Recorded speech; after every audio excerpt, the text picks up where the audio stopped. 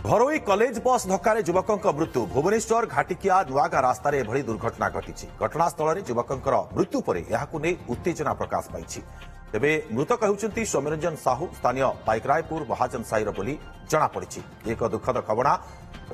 दुखद घटना निहाती भाव में घरोई कॉलेज बस धक्का युवक मृत्यु होती अधिक सूचना फोन लाइन आम सहयोगी अतुल्य बाउत आम सहित उपस्थित रोचंती। अतुल्य ये केउ समय घटना एवं दुर्घटना केमिति घटिला अधिक सूचना जानिबा अतुल्य पाखरु तेबे निहाती भाव में एक दुखद घटना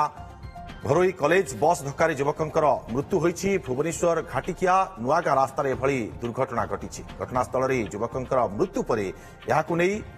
स्थानीय अंचल में उत्तेजना प्रकाश पाई तेबे मृतक जनक होती सौम्यरंजन साहू एवं स्थानीय पाइकरायपुर महाजन साहिर बोली जमापड़ी चित्र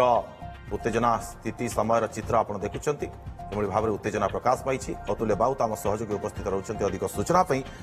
अतुल्य दुर्घटना केउ समय और केमिति दुर्घटना घटला किसी सूचना मिल पारी के संपर्क में बिल्कुल दुर्गा 8:20 समय एक घरोई कॉलेज बस जन युवक को दली घाटिकिया नुआगा रास्ता जो रही ही एभली एक मर्मन्तुद सड़क दुर्घटना देखा मिली जो युवक सौम्यरंजन साहू जी स्थानीय बासिंदा अच्छा पाइकरापुर ग्रामर तांकर मृत्यु होता जमापड़ी पुलिस घटनास्थल पहुंची उत्तेजना प्रकाश पाई जेहेतु मुख्य रास्ता रही बेस द्रुतगामी बस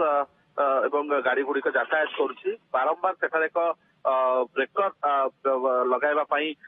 दाबी उठला स्थानीय अंचल में किंतु एपर्यंत प्रशासन स्तर कौन से पदक्षेप निया जाय नाही जोथि एभली एक दुर्घटना घटला और अति निकट में मासे तले ही आउ एक दुर्घटना घटला जो जड़े महिला मृत्यु होता से स्थानीय अंचल में उत्तेजना प्रकाश पाई बर्तमान पुलिस लोक को बुझासुझा कर मृतदेह को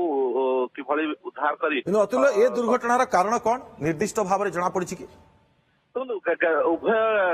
गाड़ी द्रुतगामी था जी बाइक आरोही रही सौम्यरंजन साहू से जाऊले कौन कारणवशतः गाड़ी सेठारे स्लीप करथिला जो बस टी जो पछर आसुवा बस टी बेस बेग रही ऊपर चढ़ी जाइए जहाँ प्रत्यक्षदर्शी कहते ही एभली एक दुर्घटना घटी किंतु जेहेतु सबुठ भुवनेश्वर आप जानते रास्ता नियम रही 50 रु अधिक बेगरे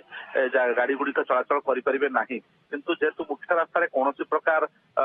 ब्रेक किंतु किसी तो नियम कानून रही द्रुत गति में गाड़ी चालना करवा पुणी घरोई कॉलेज बस ये कॉलेज बस जेहेतु रही एत द्रुत गति में जीवा निहाती भाव में केउटी ना केउटी प्रश्नवाची सृष्टि करुच्ची बिल्कुल दुर्गा एपटे देखो पाखापाखि 2टी हॉस्पिटल 3टी कॉलेज घरोई कॉलेज 4टी एभली सेठी रही निश्चित भाव में एक दुखद घटना जड़े युवक मृत्यु होती बहुत बहुत धन्यवाद आपको तमाम सूचना अतुल्य।